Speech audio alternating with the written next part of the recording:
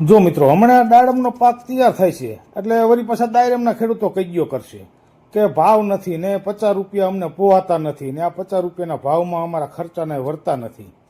પણ હવે આ 50 રૂપિયામાં આ દાડમ આપણને કેમ નથી પોહાતું ને એની મારે વાત કરવી છે.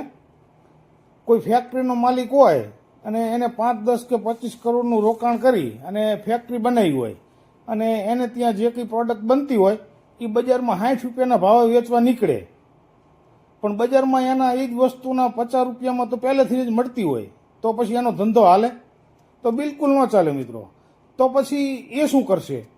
એ આપણી જેમ રોજડા નહીં રોવે, એની પાછળ ખૂબ ઊંડો વિચાર કરશે કે બજારમાં ટકી રહેવા માટે શું કરવું જોઈએ, અને એ પોતાની પ્રોડક્ટની કોસ્ટ ઘટાડવા માટે તનતોડ મહેનત કરશે.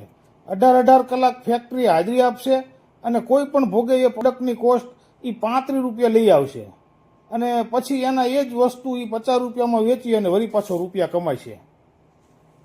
આપણે ખેડૂતોએ ક્યારેય આવું વિચાર્યું?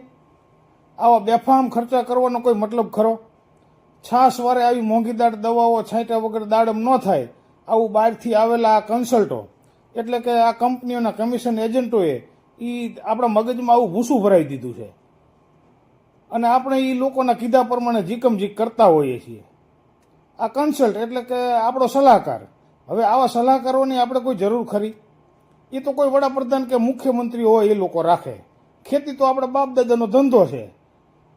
આપણા દાદાએ ખેતી કરીને ગુજરી ગયા, આપણા બાપાએ આખી જિંદગી ખેતી કરી. ખેતી એ આપણા લોહીમાં છે. ક્યારેય કુંભારના છોકરાએ માટલા બનાવવા માટે સલાહકાર રાખ્યો? સુથારના કોઈ છોકરાએ ક્યારેય કન્સલ્ટ રાખ્યો કે અમને રંધો મારતા શીખવાડજો, અમે તમને એની ફી આપીશું? ખેડૂત જ એક એવો હરખપદુડો છે કે પોતાના બાપ દાદાનો ધંધો કરવા માટે સલાહકાર રાખે છે.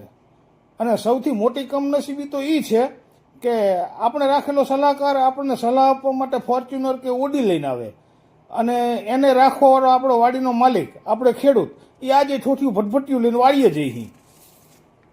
એટલે મારા કહેવાનો મતલબ કોઈનો વિરોધ કરવાનો કે કોઈને દુઃખ પહોંચાડવાનો નથી, કારણ કે આપણે કોઈના પ્રત્યે એવો પૂર્વગ્રહ રાખતા નથી. પણ હું પણ એક ખેડૂતો પ્રત્યે અપાર લાગણી ધરાવનાર એક ખેડૂત પુત્ર છું. એટલે ખેડૂતોનું મને ખૂબ પેટમાં બળતું હોય, એટલે મારા શબ્દો થોડાક આક્રમક અને કડવા હશે, પણ સત્યની બિલકુલ નજીક હશે, એમાં શંકાને કોઈ સ્થાન નથી. અને આવા તો ખર્ચા ઘટાડવાના ઘણા બધા રસ્તાઓ છે મિત્રો. બસ થોડા ખર્ચા ઘટાડો તો પછી આ દાડમ તમને 50 રૂપિયામાં હું 40 રૂપિયામાં પોવાય છે અને એમાંથી નફો પણ મળશે. આ દાડમ તો એવી વસ્તુ છે કે ઈરાન ઈરાકના રણ પ્રદેશમાં પાકતું હોય છે, જ્યારે આપણી તો ખૂબ જ ફળદ્રુપ જમીન છે એટલે પાકે જ મિત્રો.